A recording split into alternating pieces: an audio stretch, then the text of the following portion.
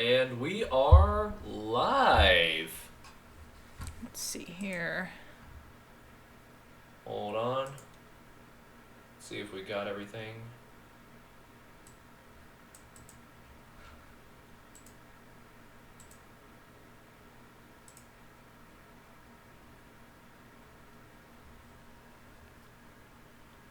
Hey, we see each other. All right. All right. We're on. Yeah, we are. All right. This is Season 2, Episode 1 of the Higgs Flicks podcast. This is a little something that I started about a year ago, and this was during the summer. And then once summer vacation ended, I had to go back to school, and I couldn't do any more episodes. Well, since this is our first venture onto Twitch, why don't you introduce yourself? Yeah, well, my name is John Higgins. I have been really into movies for as long as I can remember. And about 4 or 5 years ago, I started doing just, these little movie reviews every now and then on my YouTube channel.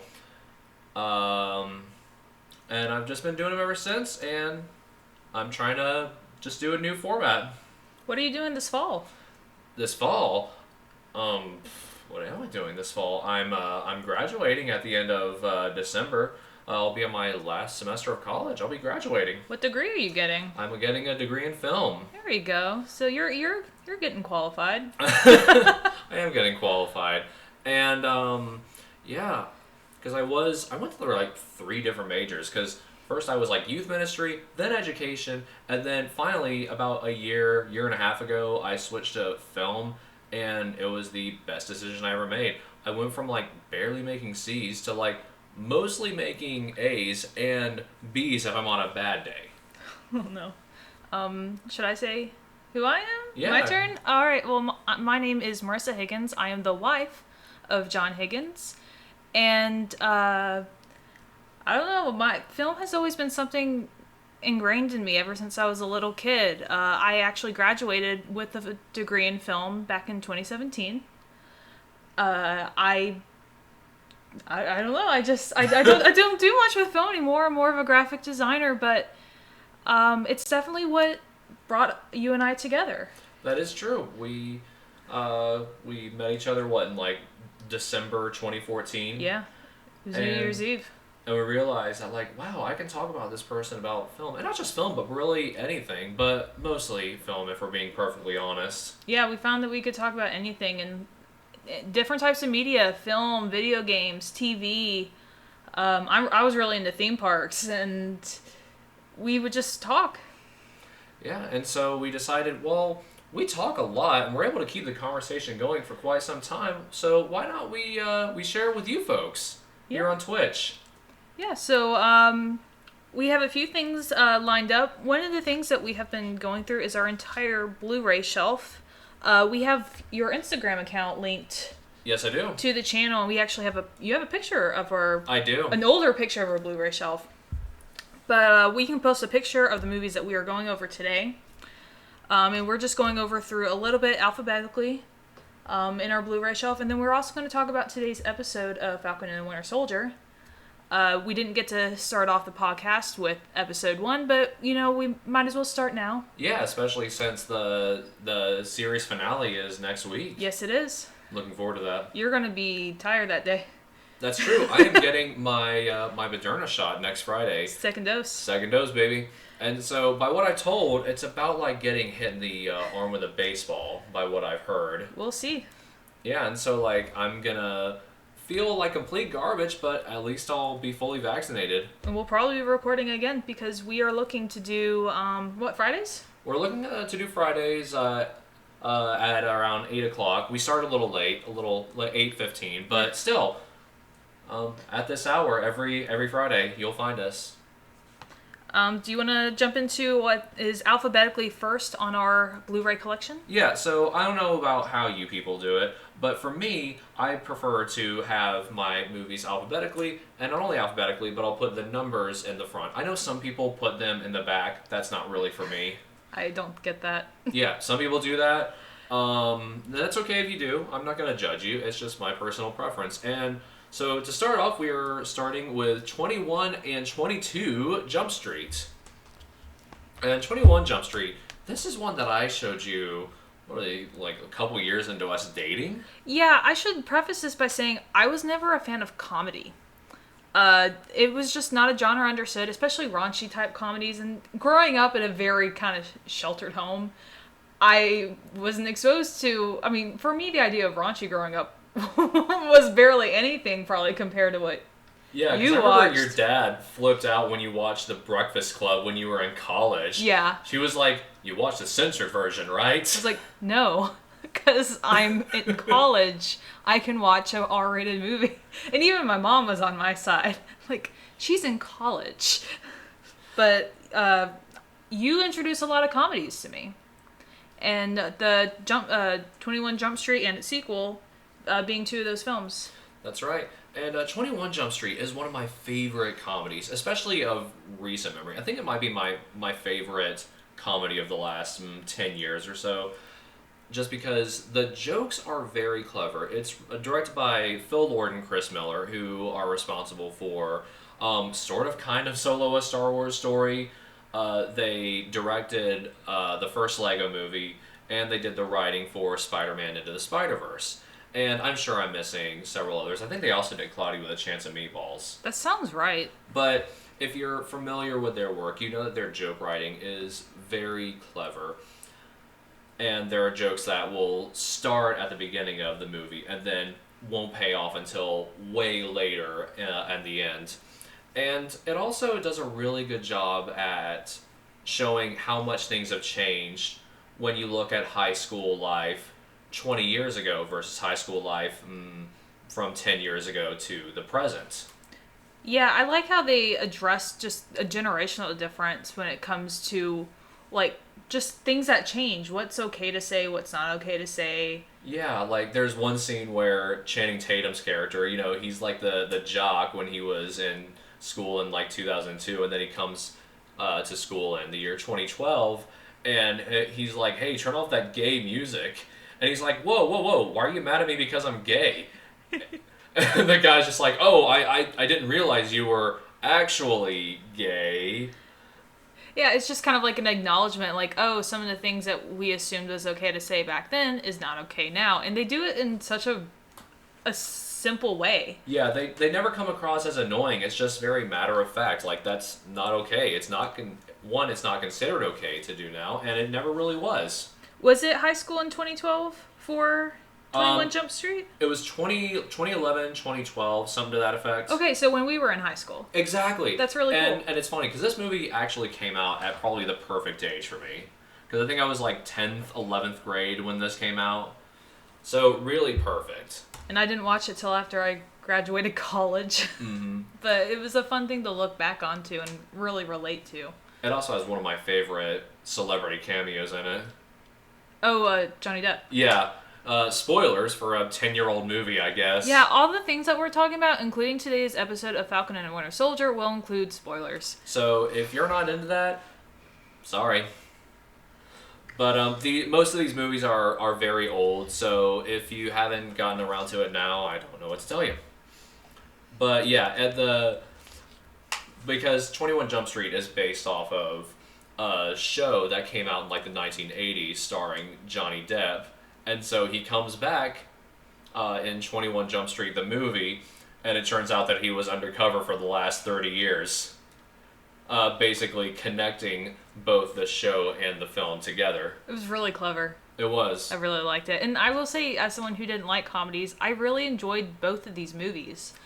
And 22 Jump Street, I thought was so clever, especially with the idea of it being a sequel. They kept making all these references like, oh, it's just like the first movie, because that's always what's expected, especially in something like a comedy where they're not expected. I don't want to say they're not expected to have it so not complicated, because it's so hard to write comedy, but they didn't make it like the first movie. They made an effort to make it different, and it pays off. It's also a very good sequel.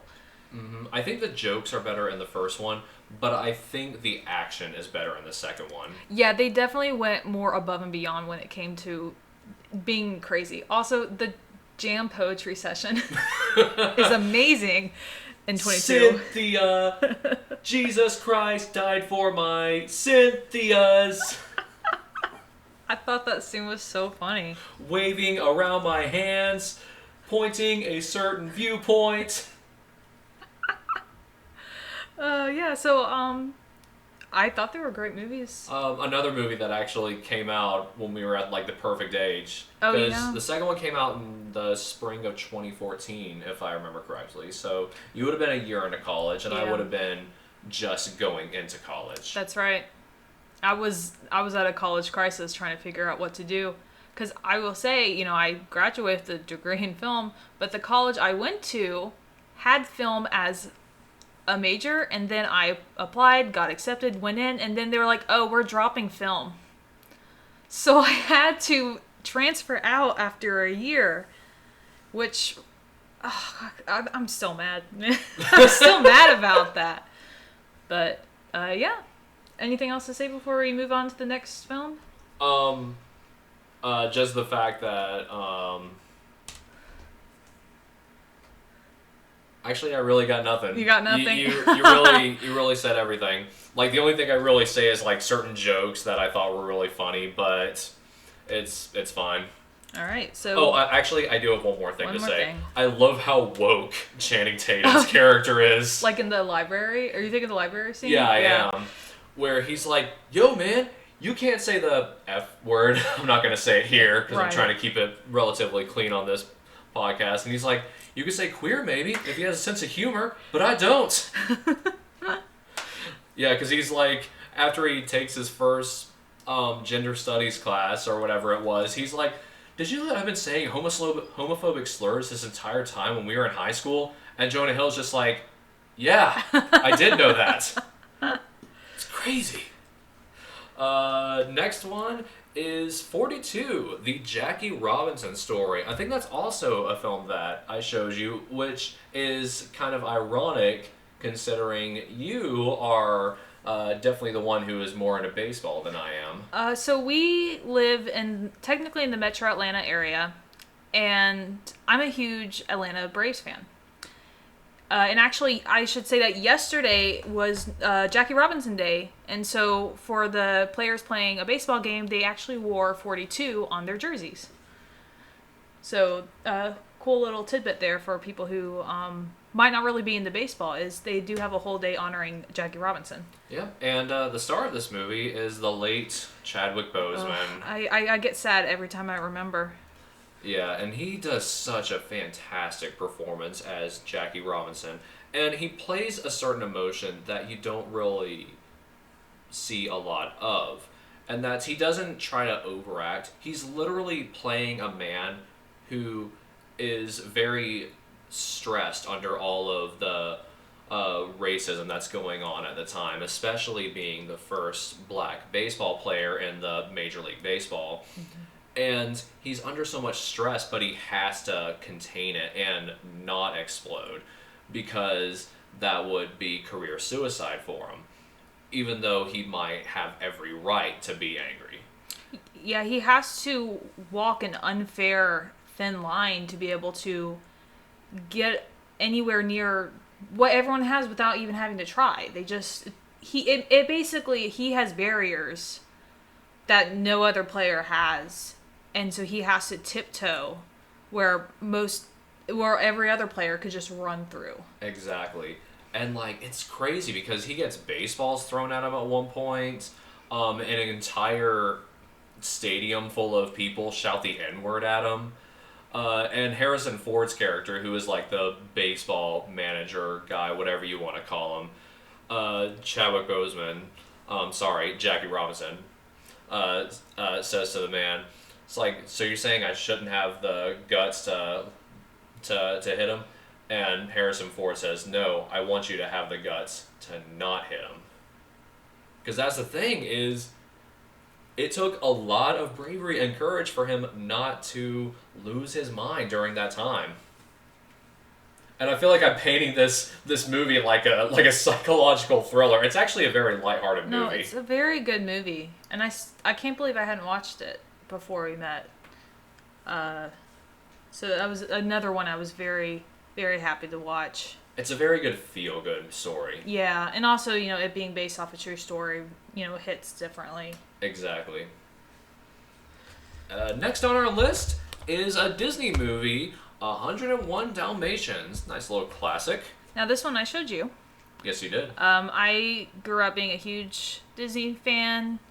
I have a whole shelf of, VHS tapes that are Disney. Some have not even been opened. They're still in their shrink wraps. They're not worth anything. I just like them.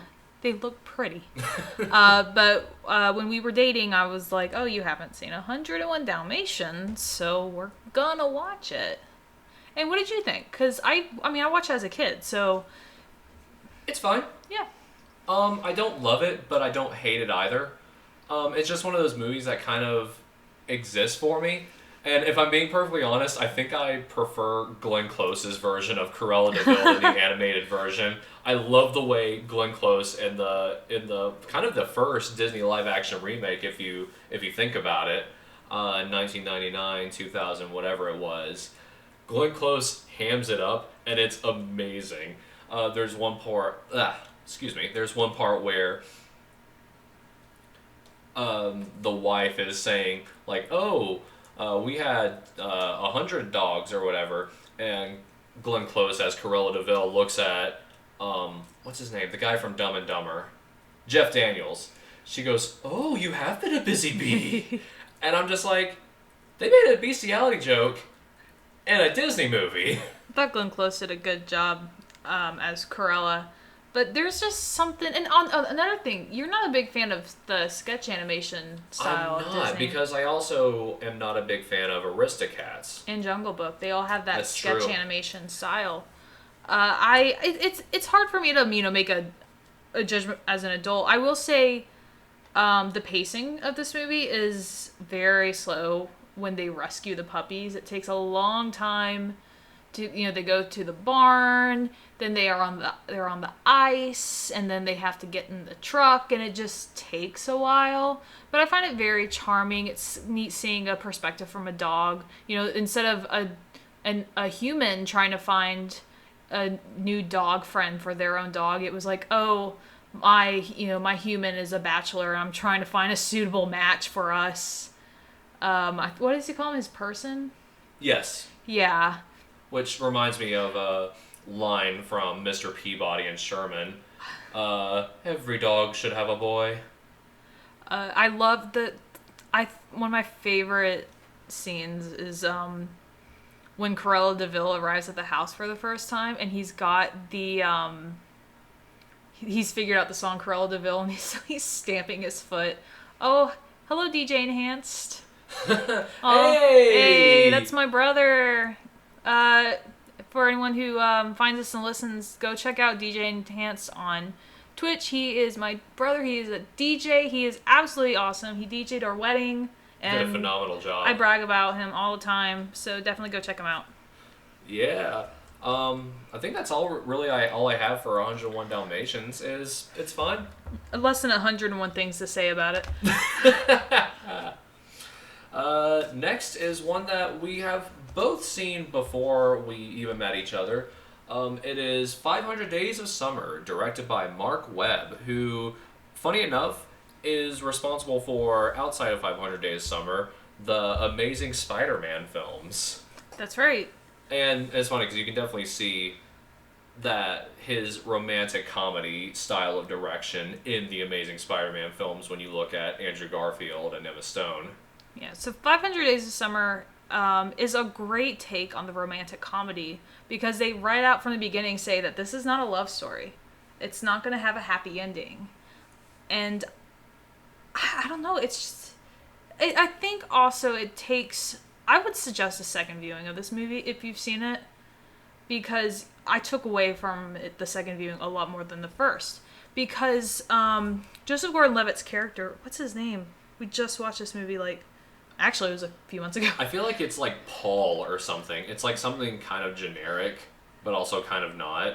Yeah, he usually with romantic comedies, the main character is someone who you want to relate to or look up to, but not his character. He's not a good person, and the over the course of the movie, it's not really this love story blooming. It's more of this character learning to grow and move on.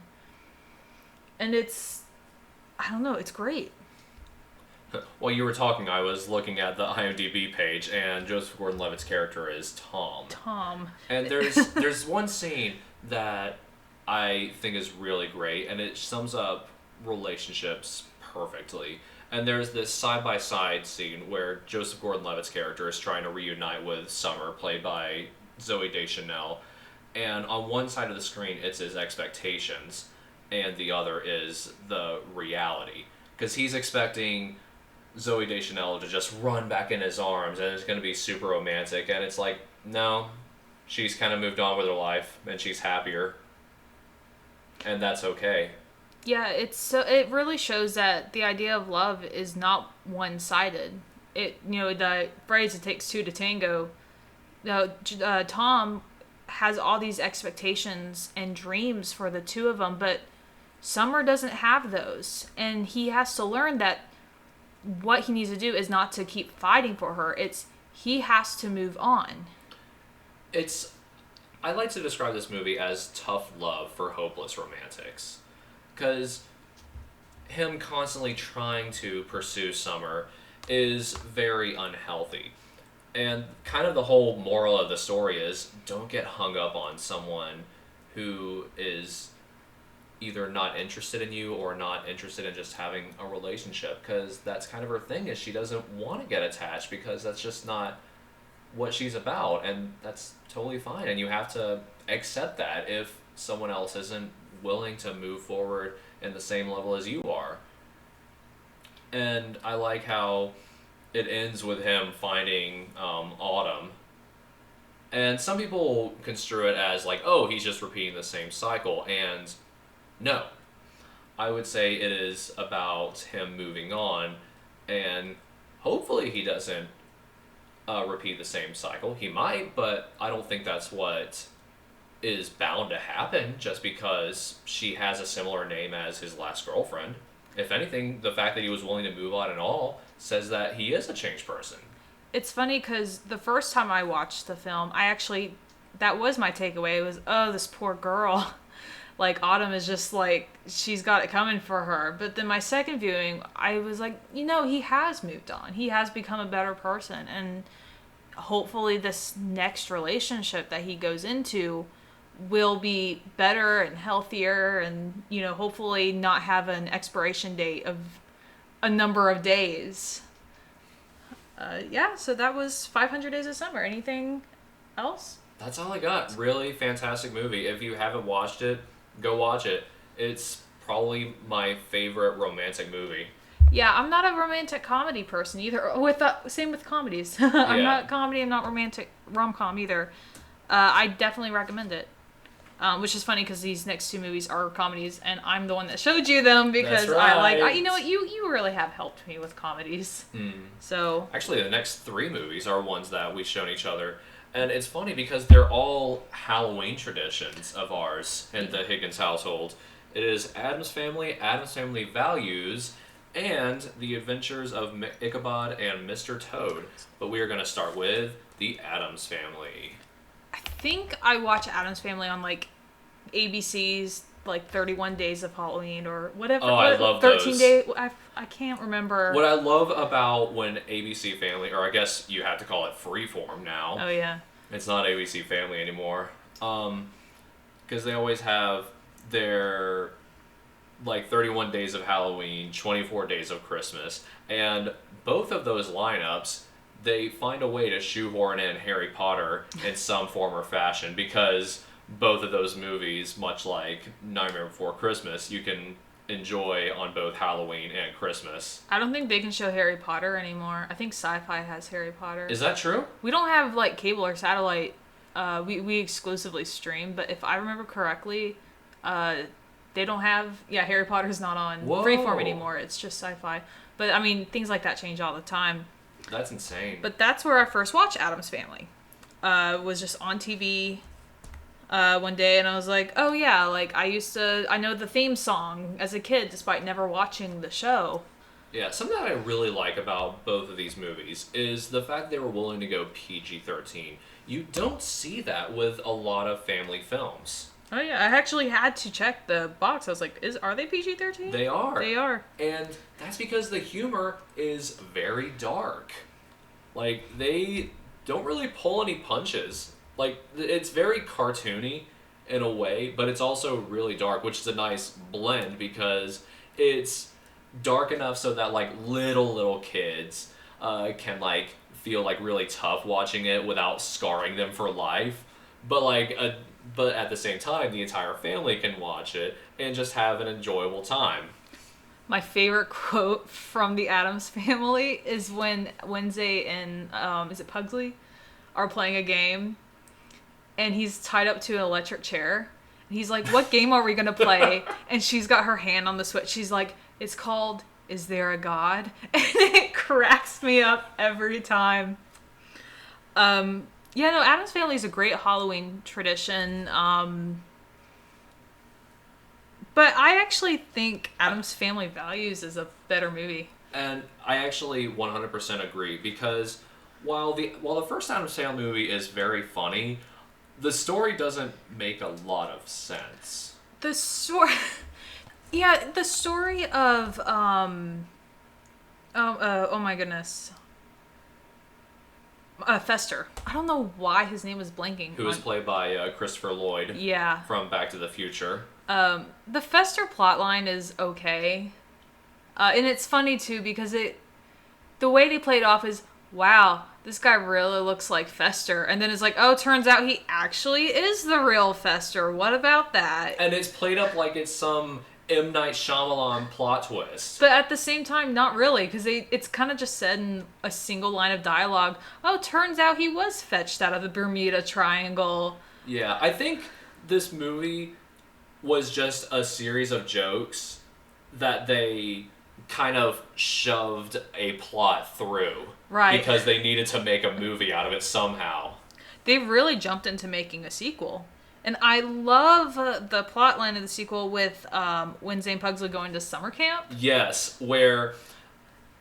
and it's funny, it teaches a very interesting lesson similar to the movie Into the Woods, and that is nice is different than good. Because the camp counselors, they are the nicest people in the world, but they absolutely suck. They're terrible people. When they part of the summer camp tradition is they put on a play, and for them they're going to do the first Thanksgiving, despite having Pocahontas involved.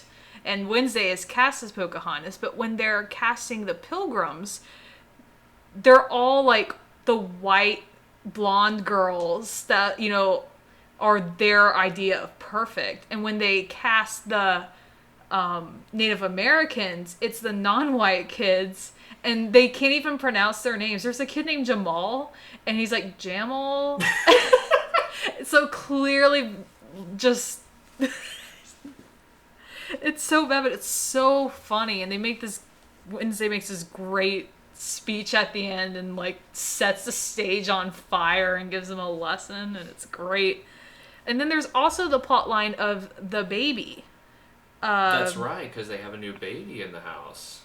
Oh, I forgot that it was Joan Cusack. So, Cusack. Did I say Cusack? What did I say? You said Cusack, I believe. My bad. Yeah, okay, I'm going to be perfectly honest with you. The Joan Cusack plotline is literally the same exact plotline from the first movie, where it's some criminal who is trying to swindle the Addams family out of their wealth by way of Uncle Fester. And that's literally what Joan Cusack does in the sequel. She tries to act like she's, you know, a potential lover, potential wife for Uncle Fester, you know, really... sweetening up the deal, buttering him up. But it's all really a ruse to kill him and get his inheritance. Yeah, she's like a black widow, you know, kills her rich husbands and takes the money and then moves on to the next one. But her character is a lot more fun. Without a doubt. Because the last one, it was a character who doesn't really do much. No. She just kind of exists. And she, like, poses as Fester's mother, and once again, it doesn't make any sense. Right. Yeah, if you haven't watched Addams Family or Addams Family Values, they are a great Halloween tradition. Watch them back to back or Really do, whenever. because they're very light movies. They're pretty short, and so you can run through these very quickly in a night. As someone, it's funny, I have been talking all about the genres I don't like. I don't like horror movies either. And so these are great movies for me because it's a way for me to take part in Halloween movies. Oh, I watch The Addams Family every year. Yeah, and I guess now we have Beetlejuice, which we'll talk about next week. That will be in the next group. Great Pumpkin, Charlie Brown. That's my Halloween tradition. It's not scary at all. But actually, we're moving on to another. Yeah, I purposefully wanted to end on this one because I was like, hey, we got a nice little Halloween trifecta at the end of this. The Adventures of Ichabod and Mr. Toad. It is a Disney movie from the 1940s. Is that correct? That sounds right. And it's actually 2 movies. It's like a double feature. Think Quentin Tarantino's Grindhouse. 2 movies into one. But Disney animated. So this is one I showed you. And okay. I watched this a few times as a kid, but I always skipped the Mr. Toad part. I didn't find it interesting. Which is a sin because the Mr. Toad part is absolutely hilarious. I always felt brave watching the Ichabod portion because the scene of him going back from the party home through the woods and the suspense of the incoming terror of whether or not the headless horseman, and for those who don't know, Ichabod being Ichabod Crane from the Sleepy Hollow story, so headless horseman, all that, and when I showed it to you, it still holds up. I think that scene, the building intensity and every little shadow and sound scares him because he thinks it might be the headless horseman until he finally hears the cackling laugh of the figure behind him, and it's a great scene. Yeah, and another thing is going back to the Mr. Toad portion, it plays like a Bugs Bunny short. There's one part in particular that I absolutely love where Mr. Toad sees a man driving a car, and he wants that car so bad, and he starts audibly sputtering like a car running out of gas, and he's just bouncing up and down like he's just fidgeting like crazy. That scene made me cry. I was laughing so hard at it. I think he leaves a trail of dust in his wake as he's just bouncing off the ground. He does. It's so funny. And I can't believe I slept on Mr. Toad for so long. Because honestly, it might be better than I don't know, I love both. That's the thing. They're both unique and great. I think Mr. Toad serves as a nice primer for the second one, because the second one is pretty scary. And so what you do is you watch Mr. Toad first, and it eases you in. You have a nice, lighthearted comedy, and then it gets really creepy. Yeah, and another thing to note for people who have not seen these is even though the title is The Adventures of Ichabod and Mr. Toad does come first. Oh, and Mr. Toad is also based on a story called The Wind in the Willows. Yes, and the Adventures of Ichabod is based off of The Legend of Sleepy Hollow. Yeah. Oh, another thing about Sleepy Hollow, that portion has a good ease into the scary too. Because it just starts off the story of him. Oh, and also Bing Crosby. Boom. He does the voicing and the singing, and it's really good. And it's just kind of lighthearted. It shows how Ichabod is kind of not a con man, but he's good at kind of tricking his way into situations. Like, for example, he's the school teacher. And he would go through his students' lunch to see who's got the best lunch and find a way to invite himself over to dinner at that kid's family's house just so he can have a nice meal. Because he's like, oh, they have good food. I want to go eat there. I also love the implication that he sleeps with the students' moms. No. Oh my goodness. Speaking of the women in that, There's that lady who is like who is he's totally like Gaston before Gaston. Yes, I know who you're my talking gosh. about. It's this other suitor that both Ichabod and this proto Gaston are both after. I think it's got a B in the name. It's like Man. I'm looking it up because it's important. But there's this like kind of overweight lady and she wears like a blue dress at the Who Halloween is just party. so happy to be a part of the dance. It's so funny. She's I love so her funny. energy so much. She's just all happy and bouncing, no matter like what they're doing to her. She's just happy to be dancing with people. Yeah, because it's kind of cruel in a way because both Ichabod and pre-Gaston are just not happy having to dance with this woman, and she's like, "Hey!" I went to IMDb to like look at the voices, but it's Bing Crosby. Yeah. He does all the voices, so I don't know why. It starts with a B. Ugh. But that scene was really funny, and then it kind of jumps into the horror with the song that he sings, and then it's the walk home, and the pacing of it is done very well. Now, I want to also bring up something about Mr. Toad. Is a lot of people have probably ridden the ride, Mr. Toad's Wild Adventure, or no, Mr. Toad's Wild Ride. It's a mouthful. They used to have it at Disney World, but they still have it at Disneyland. On my one trip to Disneyland, it was closed for refurbishment, but a part of the ride that is not at all in the movie is they go to hell in the ride. That's right. They just flat out, he goes to hell like when he's found guilty. And so you leave the ride like coming out from like death. It's so bizarre, and it's I want to very ride interesting the implication that it says about Mr. Toad, that he's that bad of a person that the Walt Disney Company just outright is just like, oh yeah, that dude going to hell. Wait, but in the movie though, he was framed. He didn't actually steal the car. Which is even worse. Yeah. That the Disney parks are just making that assumption about him. It's so bizarre. Like when I found that out, I was like, what? Speaking of people that are going to hell, let's talk about John Walker. Oh yeah, so spoilers for Falcon and Winter Soldier episode 5 out of 6. My goodness, it's almost over. I love this show. What a ride it has been.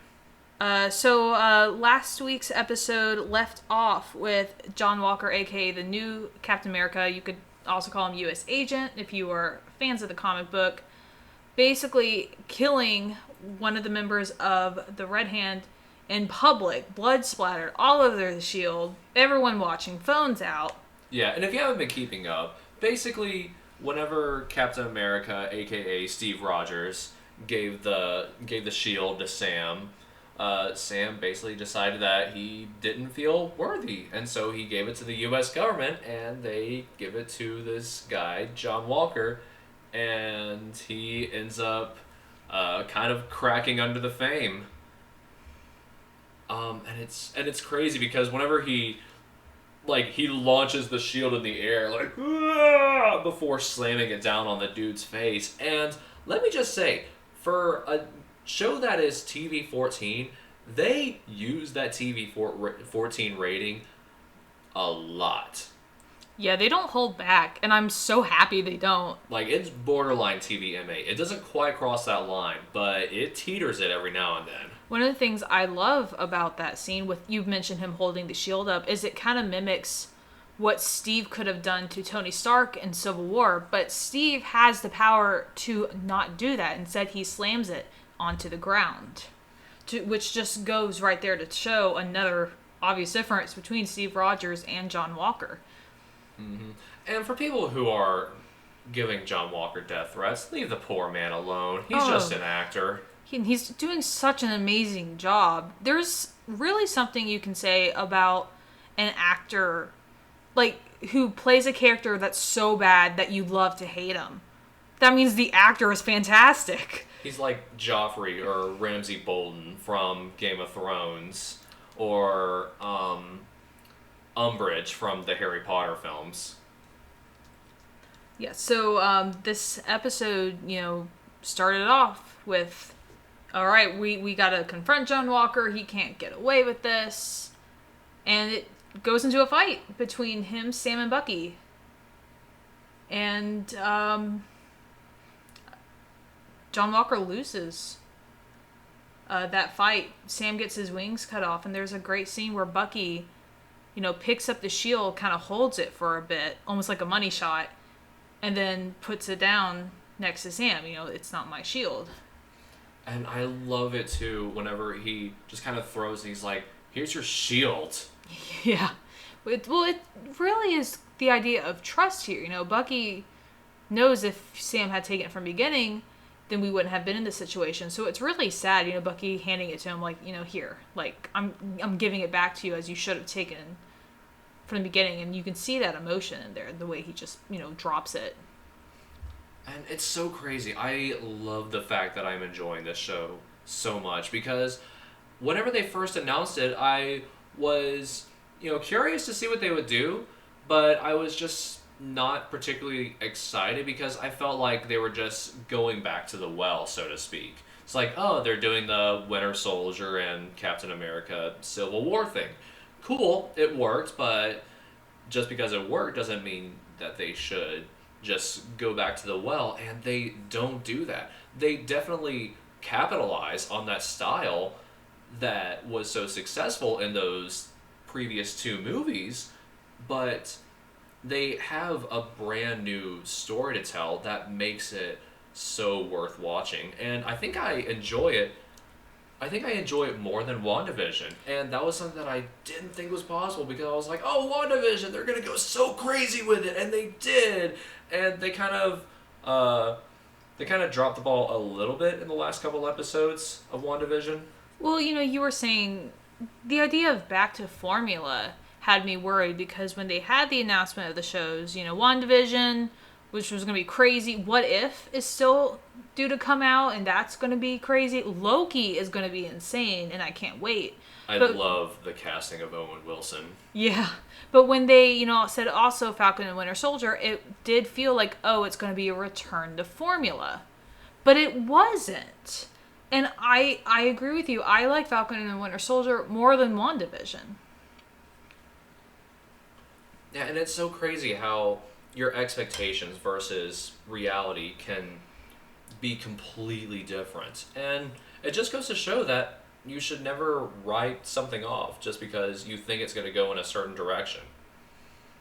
Because even a company like Disney that loves just capitalizing on whatever is successful, even they can take risks sometimes. I feel like by doing these TV shows gives them the outlet to take such risks, because with movies you don't really, and especially since Disney on their own without IPs like Marvel, and I don't want to get into Star Wars, but they don't have a good track record with live action movies. We were talking last night, like Pirates of the Caribbean was like the last really good live action movie they made, and it's 20 years old now? 2003, so almost. About 18 years. Yeah. Pirates of the Caribbean and Holes, both of which came out in 2003. And both are still to this day the best live action movies of recent date. Yeah, so by having, it's kind of like when Disney had its separate animation studio in Florida, which created, while not as great financial successes, Lilo and Stitch, Emperor's New Groove, also other movies like Treasure Planet and Atlantis, they get a little more freedom to try new things and take risks. And with Disney Plus, they can do that. They can take these risks by creating these TV shows. And they're doing a fantastic job with WandaVision and then Falcon and Winter Soldier, previously with Mandalorian. Oh, man. Can we just talk about the score in Mandalorian? Ludwig Göransson is how I believe he pronounces his name. I could still be completely butchering it, but that man is just doing the Lord's work. You've been really geeking out about him lately. He's just done so many good scores over the years because he's done The Mandalorian. He's also done a lot of films with Ryan Coogler. He did Fruitvale Station. He did both the Creed films, and he did Black Panther. And he also did, I don't know if he did all of the Trolls movies. He did Trolls 2 World Tour. He did Trolls World Tour, and I've never seen Trolls World Tour, but I have a couple of tracks from the movie because they absolutely slap, okay? Like, and that's just me saying that he does a lot of experimentation. He plays into a lot of different music. Like, he kind of reminds me of the Beatles back when they were, like, really into using Indian instruments for a while. Yeah.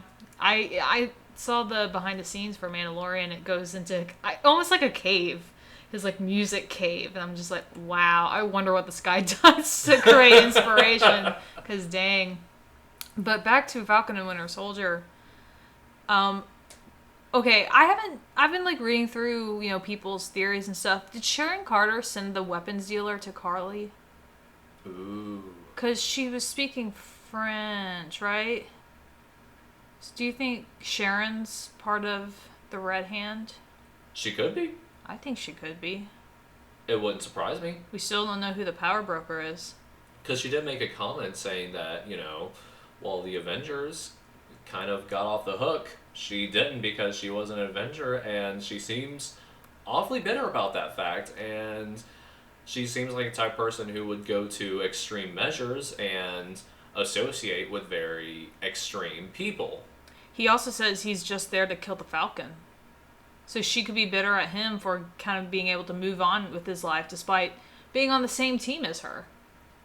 With Zemo being back behind bars, do you think that Sharon is going to be the big bad in the end, or is it going to be John Walker? Could be both. I mean, Marvel has kind of a track record for creating more than one, not antagonist, but struggle? Is that the word I'm looking for? Yeah, sure. Yeah. So it could be, you know, Sharon, John Walker. I mean, we've got one episode left. That's true. The power broker, who's probably Mephisto. He wasn't behind the scenes in WandaVision, but he is behind the scenes here. Confirmed. No, it's Agatha all along. Exactly. Oh, man. And then in the end of the episode, where Elaine from Seinfeld shows up basically to say to John Walker, like, hey, you want to join our evil bad guy club? I wonder if that's setting up for something outside of Falcon and Winter Soldier, because she got introduced in the second to last episode of the show. Oh, so you think they're going to bring John Walker back for a later time? I would love them to bring John Walker back at a later time. His character is too fun to throw away. Oh, it's funny. I just realized this is the second time we're talking about a property today that involves the guy who plays John Walker. Because Wyatt Russell, he was in 22 Jump Street. He was the quarterback. That's right, he was. That's right. Oh, yeah. Oh, my goodness.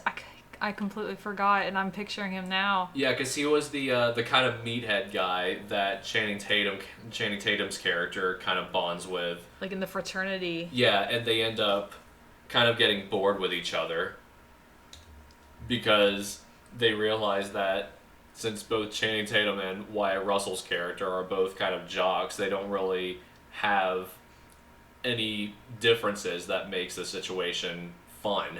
Right. Like they're too similar and they cancel each other out. But yeah, I have been enjoying Falcon and the Winter Soldier so much. And the fact that it kind of ended with Sam and Bucky just having a good time, just fixing up a boat together, tells me that the next episode, which is going to be the series finale, whatever you want to call it. I assume it's a series. That's what I thought. It's going to be crazy, y'all. Oh, I can't wait. Oh, what do you think the Wakandans created for Sam? Do you think it's going to be kind of like a red, white, and blue? Ooh, I would love that. It would be sinful to not talk about Isaiah. You know, because we talked about, you know, Sam's reluctance to pick up the shield, But then we kind of talk about another layer because Isaiah, who is a black soldier created by the U.S. Army, experimented on by the U.S. Army, got thrown in jail for doing exactly what Steve did in the first Avenger, which was rescue, when Steve rescued Bucky and, other soldiers, he was like, oh, it's fine. But Isaiah went to rescue people that were in a prison camp, in a POW camp, that the U.S. Army was thinking about just blowing up and forgetting. He did the exact same thing Steve did, and he was thrown in jail for, 30 years? Yeah. And so I love when Sam brought the shield, Isaiah was like, I don't want to look at it, because those stars and stripes don't mean anything to me. And there's this shot of one of Sam's nephews tracing the star on the shield. And I love it because it's the idea of, well, with Sam holding the shield, what is he going to be able to inspire for the next generation of black kids in America? And I also love how Sam Wilson kind of makes himself worthy to hold the shield, because something that Tony Stark says in the Avengers is, everything special about you, Rogers, came out of a bottle. And of course, he was, a very good man with a very strong moral compass. But that serum is what ended up making him super strong. Whereas with Sam, there's like this Rocky-style training montage where Sam basically gets in shape so that he can just do all the stuff that Steve Rogers was able to do when he held the shield. Yeah, which also kind of goes to show that Sam, we were talking about with 42 and the extra barriers. Sam, in a sense, has extra barriers as well. And I like that montage because it's kind of him overcoming and becoming something more. It's like a metaphor. I'm excited to see what his new outfit is, because I think it's going to be some version of red, white, and blue made of vibranium. It's going to look so cool. Ugh, they had to end it without showing it. I'm so mad. Man, they literally did us like the briefcase from Pulp Fiction. Yeah. It's just a light. It's just a gold light. Nothing more. He's just gonna show up in the next episode glowing. Because that's all it was light. John Walker's creating his own shield, because he got stripped of all his titles and is not getting an honorable discharge from the Army. Yeah, and you see the him welding the shield together, and it feels a lot like Whiplash and Iron Man 2 making his own sort of pseudo arc reactor. And that's another thing that I love about these Disney Plus shows, is they have been doing a really great job at making the not so amazing movies of the past better in retrospect. Like you have WandaVision that made Age of Ultron, which was kind of a so-so Marvel movie, and it made it so that I actually remember it with actual fond memories, because there's more meat to this thing that was kind of bare bones in the beginning. And a lot of things just felt kind of tacked on, and now they feel a lot more meaningful. Everything feels kind of filled in, which is really cool. Just how much has been added and worked, and it's solid. Mm-hmm.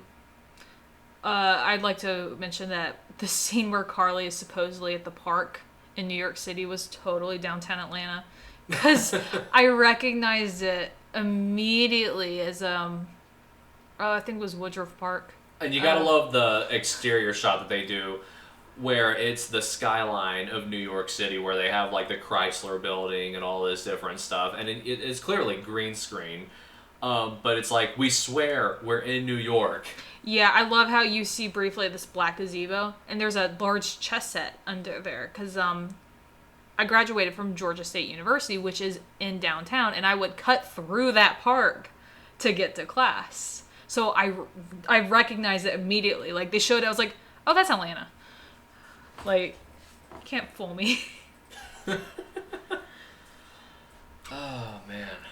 I can't wait for... I was more antsy about the finale for WandaVision, I think, than I am Falcon and Winter Soldier. How's that? I don't know. I think for WandaVision, I was like nervous, like what's going to happen, you know? But for this, I'm like, oh yeah, let's finish this. Oh, you're kind of like, you guys got it in the bag. Maybe. I think also knowing that WandaVision was leading into the next Multiverse of Madness, the next Doctor Strange movie, I felt like, oh, they could throw something crazy at us any like last second, which it invited a lot of speculation, and none of it ended up coming true.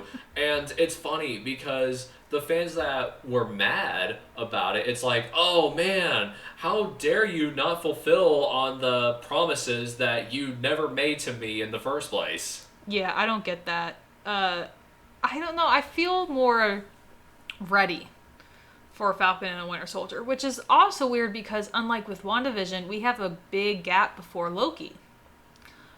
Because originally, I think Black Widow was supposed to be coming out, and whatever number of times they rescheduled it, was supposed to come out, I think, shortly after Falcon and Winter Soldier ended. And then after that, we would get hit with Loki, but it's not happening. We do have the Bad Batch coming from the Clone Wars, though. Which is totally not Clone Wars Season 8. Yeah. Well, no, I think it'd be 9, because I think Season 8 was the last season of Clone Wars. Are you sure? I thought it was 7. I don't remember, because Cartoon Network was like, we're not... Well, no, because Disney bought, Clone Wars, or bought Star Wars, or Clone Wars went from Cartoon Network to Disney, and then they're like, well, we're not finishing the season. I think you actually might be right. I'm gonna look it up. And then IMDb is our friend. No, you're right. Yeah, season 7 was the last season. But I'm really looking forward to the Bad Batch. I love Star Wars. I could eat up so much more Star Wars. So we have that to, hold us on to Loki, which I can't wait. Which, the scene where he was like, I'm bringing this back to Atlanta, he was like, I know this place, was the Marriott Marquis. Which is interesting, because let's hope that actually makes it in the show, because the last time Marvel shot the Marriott Marquis, it was for Spider-Man Homecoming, and it was a shot of the Vulture, like, coming down, and you see all this crazy architecture surrounding him, and it didn't make it in the movie, which is kind of a habit of Sony with their trailers. You ever notice that? They show this weird combination of too much information as well as information that doesn't even make it into the movie to begin with. For instance, The Amazing Spider-Man 2, which is now the second time I've talked about that movie today. I wish that wasn't the case, but here we go. There's a scene where Harry Osborn says to Peter Parker, it's like, hey, we've been checking you out on our Oscorp cameras. To which Peter Parker is like, well, why would you do that? That's the question of the day, isn't it? And that never makes it into the movie, but it also shows Gwen Stacy's neck getting snapped at the end. Yeah, they spoiled that completely. And I don't, it's different from back in the day when if a movie trailer dropped, we could watch it. Like YouTube wasn't really much of a thing that people were aware of. If you wanted to watch a movie trailer drop, you had to go see a movie. A lot of people went and saw Happy Feet just to watch the Order of the Phoenix trailer. And then after the trailer ended, they walked out of the theater. So that used to be the way you watch it. So it would make sense that you back then could put more things in. Like, oh, did I see that happen? I don't know, but I'm not going to pay to see another movie to go see the trailer again. I remember watching the Toy Story trailer on YouTube once, the original in 1995, and the amount of stuff that they showed, because the trailer is like 4 minutes long. Like, it's a lot of stuff. They basically put the entire plot of the movie into 4 minutes. Sorry, I'm yawning. I'm tired. Yeah, but now, you can analyze a trailer frame by frame. So you shouldn't be putting major spoilers. That, or you can manipulate it. And a lot of people don't like this, but it doesn't bother me where you'll put something in the trailer and then that does not happen either at all, or it happens differently. And it's like, oh, you tricked us. It's like, no, it was a trailer. Like, it's supposed to tease. Example? Here's one, actually. Civil War, when the first Civil War trailer dropped, Spider-Man wasn't in the lineup of the Avengers. Right. Standing in a row. But there was a gap, and a lot of people were joking. Like, oh, is that supposed to be where Spider-Man standing? Yeah, it was. It was exactly. Which, funny enough, the shot without Spider-Man was reused in the recent Black Widow trailer. That's right. Yeah, I don't know why that shot was used. I don't know if it was just they weren't thinking when they grabbed that clip, or if... They were like, I'm not going to pay Sony another dime just for some trailer footage. Yeah, that's the other thing I was thinking was maybe it was Sony. It's like, even when Disney and Sony are playing nice, they're still also kind of at each other's throats. Yeah, well, I mean, if it weren't for a drunk Tom Holland, we wouldn't have gotten more Spider-Man. Thank you, drunk Tom Holland. Bless. All right, does that wrap up our talk for Falcon and Winter Soldier? I think so. We are at just a little over an hour. I think this is the perfect time to end the session. I'm trying to think of any other, like, major news that happened, like films, theme parks. I mean, because, like, I want to really add on to the fact that this is going to be a very broad entertainment podcast. Like, and there might be some times where, like, one of us will pop in during the week. We're still in the testing phase of this. Since we've never streamed before, but I really liked this. What do you think? This is a really good time. It was such a good time. Mm-hmm. But yeah, what should we talk about next week? Because I know that we got, another lineup of movies. We also have the series finale of Falcon and the Winter Soldier. I don't know. Oscars are coming up. Should we catch up on some Oscar films? When are the Oscars this Sunday?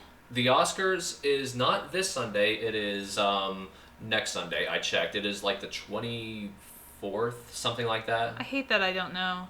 You're going to be vaccinated and tired Friday, so that'll be a fun session. Yeah. We'll see how it goes. And then if I don't want to say we could push it if you're too out of it, because it's going to be the second stream and it's like, oh, aren't we off to a good start? But I mean, you getting vaccinated is very important, so we'll see how you feel. But yeah. All right. Well, this is me and Marissa signing off. I am John. I'm Marissa. And I'm Higgs. This has been my flick, and thanks for listening.